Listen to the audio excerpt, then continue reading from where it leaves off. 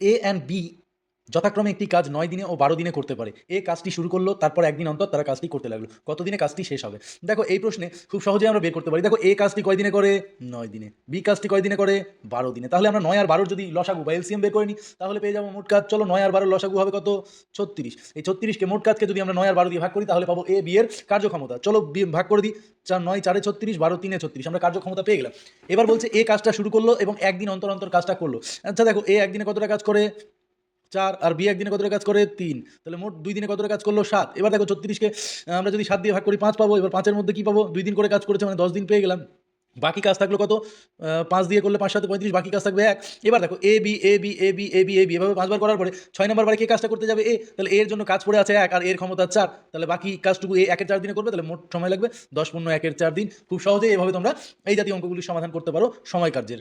যদি ভিডিওটি ভালো লাগে অবশ্যই লাইক করবে এবং আমার চ্যানেলটিকে সাবস্ক্রাইব করবে। Thank you.